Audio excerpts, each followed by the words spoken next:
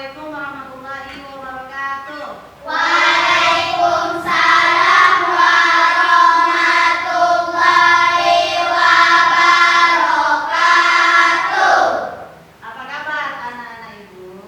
Baik, alhamdulillah, luar biasa, Allahu Akbar. Ya, bagus sekali alhamdulillah ya. Sebelum kita mulai pembelajaran kita, ada baiknya kita berdoa terlebih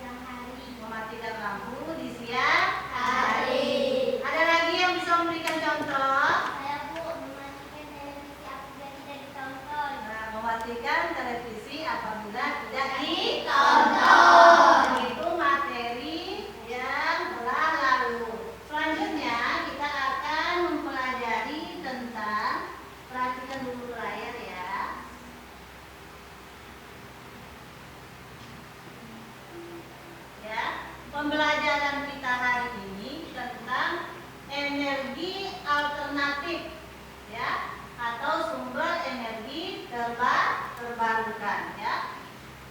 Energi alternatif ini mempunyai beberapa tujuan, ya. Yang pertama, setelah mengamati media pembelajaran, peserta didik dapat menjelaskan bentuk-bentuk energi alternatif sebagai bentuk penghematan energi listrik dengan benar atau disebut dengan C2. Tujuan yang kedua, ada yang bisa membaca? Saya, Bu. Ya, kita. Dalam melaksanakan proses diskusi, peserta didik dapat menganalisis manfaat dan bentuk sumber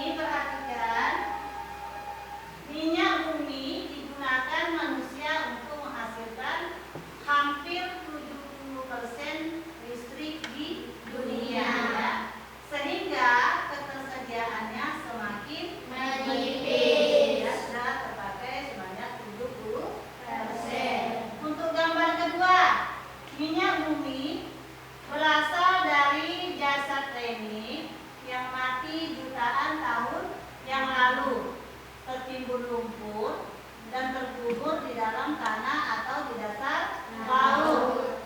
Ini berarti minyak bumi merupakan sumber daya alam tak terbarukan yang bisa saja habis dan membutuhkan waktu lama untuk tersedia kembali, ya.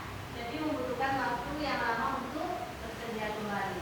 Oleh karena itu, energi alternatif digunakan untuk menggantikan energi dari minyak bumi sebagai sumber energi utama penghasil listrik karena ketersediaannya semakin menipis. Jadi kira-kira apa hubungannya gambar ini dengan pembelajaran kita hari ini? Saya Bu. Apa Bang Syafri? Saya Arif? mengetahui macam-macam energi alternatif. Boleh ulang Kak? Saya mengetahui macam-macam energi alternatif. Saya mengetahui macam-macam energi alternatif. Ada lagi yang bisa? Ya, minyak bumi sudah terpakai sebanyak 70%. Pembelajaran kita hari ini adalah penggunaan energi alternatif, ya. Selanjutnya, Nak, Ibu akan memberikan bahan ajar kepada anak-anak Ibu tentang pembelajaran kita hari ini. Ini bahan ajarnya, tolong dibagi.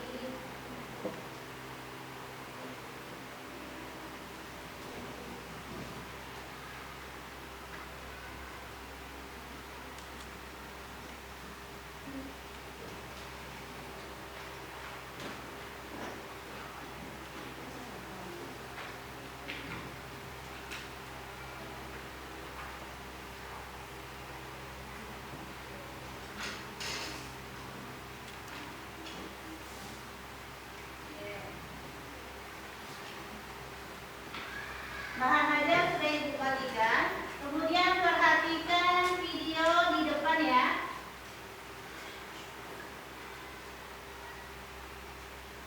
Panel surya, mari kita pelajari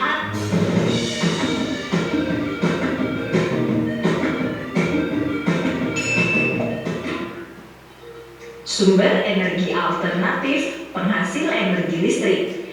IPA kelas 6, tema 4, subtema 3. Anak hebat, amatilah cuplikan video berikut ini.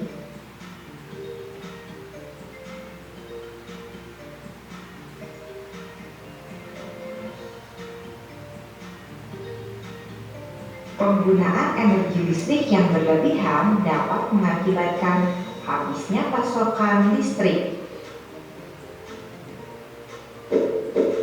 Bahan bakar yang digunakan untuk energi listrik tidak dapat diperbaharui, sehingga kita harus menghemat penggunaan listrik. Selain menghemat penggunaan listrik, kita dapat menggunakan sumber energi alternatif untuk menghasilkan listrik. Energi alternatif atau disebut energi terbarukan merupakan energi yang berasal dari alam. Energi alternatif juga lebih ramah lingkungan. Hal ini dikarenakan sumber energi alternatif bebas polusi. Sumber energi alternatif yang ada di alam jumlahnya tak terbatas atau memiliki jangka waktu habis yang lama. Contoh sumber energi alternatif antara lain sinar matahari, arus air, angin, ombak laut, kotoran ternak, limbah pertanian, dan panas bumi. Sumber energi tak terbarukan atau lebih dikenal dengan bahan bakar fosil seperti batu bara, minyak bumi, dan gas alam. Bahan bakar fosil ini suatu saat akan habis, butuh waktu jutaan tahun untuk mengembalikannya. Selain pembangkit listrik tenaga air atau PLTA, energi alternatif yang sedang dikembangkan saat ini adalah energi yang dihasilkan dari matahari atau dikenal dengan pembangkit listrik tenaga surya. Untuk bisa memanfaatkan energi matahari sebagai pembangkit listrik, dibutuhkan alat yang bisa mengubah panas matahari menjadi listrik. Alat itu disebut dengan panel surya. Anak hebat, contoh panel surya nampak seperti pada gambar. Panel surya ini merupakan lempengan logam yang mampu mengubah energi matahari menjadi energi listrik. Lempengan logam tersebut dirakit dalam jumlah yang banyak dan saling terhubung. Semakin banyak logam rakitan, semakin besar energi listrik yang dihasilkan. Lalu bagaimanakah cara kerja panel surya? Mari kita pelajari alurnya. Komponen utamanya yang pertama panel surya untuk menangkap energi matahari di siang hari. Komponen pendukungnya yaitu alat pengontrol, mengontrol arus listrik ke inverter dan baterai. Komponen ketiga kotak inverter menerima arus DC dari panel surya dan mengubahnya menjadi arus AC. Komponen keempat ada peralatan listrik di rumah, baterai, dan jaringan listrik. Peralatan listrik mendapatkan energi listrik dari kotak inverter. Baterai menyimpan kelebihan arus dari kotak inverter, juga menyimpan cadangan arus dari panel surya untuk digunakan di malam hari. Jaringan listrik menyalurkan kelebihan arus dari kotak inverter. Untuk lebih jelasnya, amati tayangan berikut. Energi matahari ditangkap oleh panel surya yang merupakan rakitan sel-sel fotovoltaik. Panel surya mengubah energi matahari menjadi arus searah DC atau direct current. Gaya DC yang dihasilkan panel surya dihubungkan ke kotak inverter. Kotak inverter ini mengubah arus DC menjadi arus bolak-balik AC atau alternating current. Arus AC yang dibutuhkan di rumah disalurkan ke panel distribusi untuk kemudian disalurkan ke peralatan listrik di rumah. Panel distribusi juga terhubung ke digital meter yang berfungsi mengukur penggunaan listrik di rumah.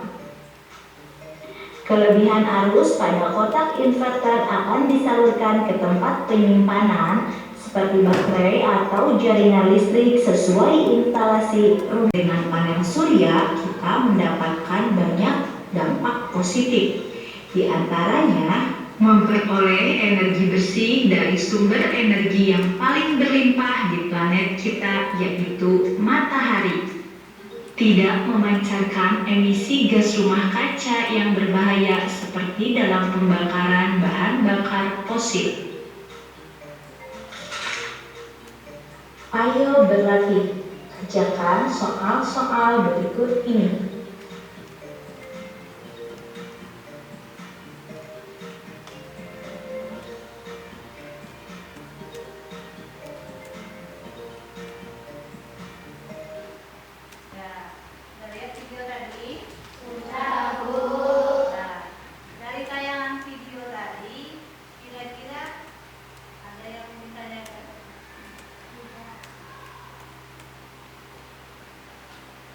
Dari video tadi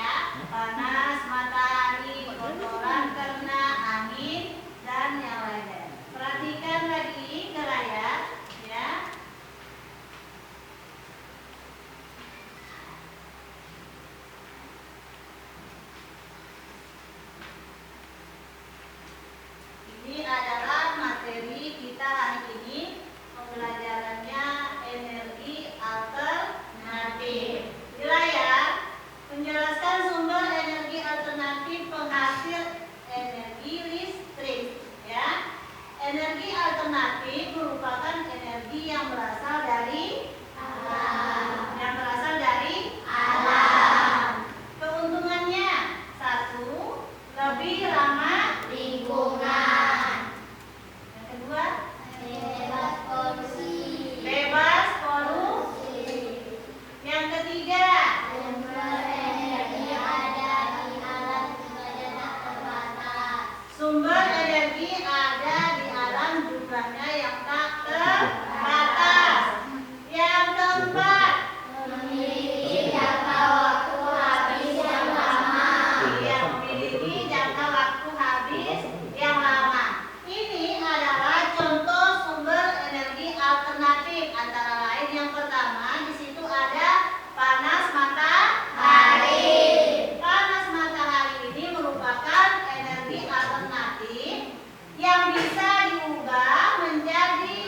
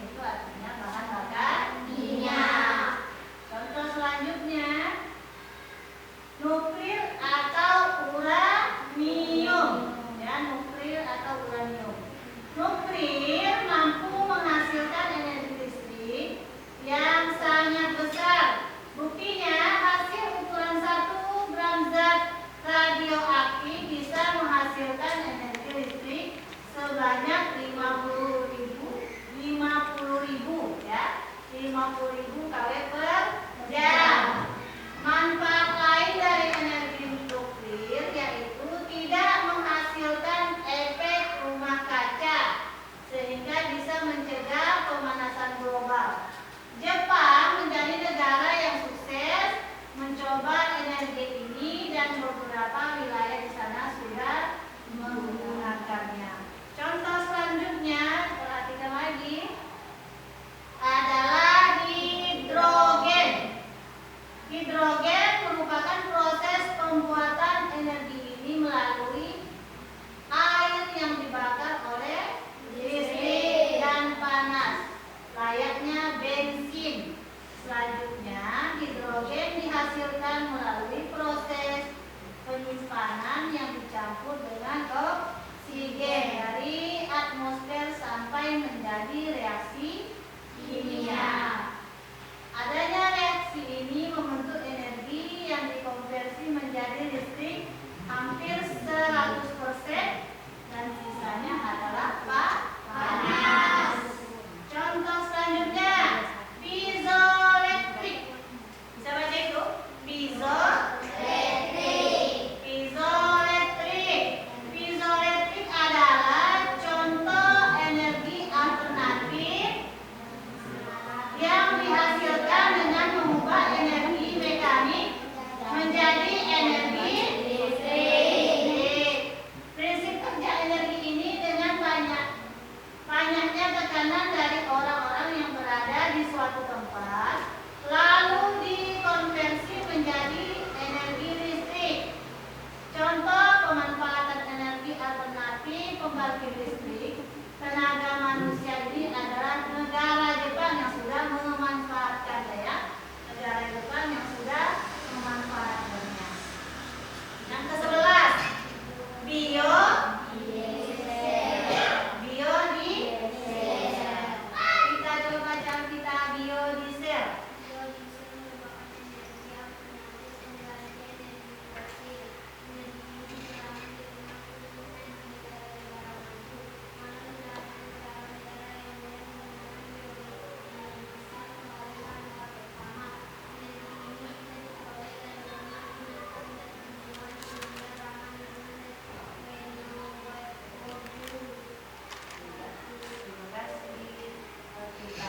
Contoh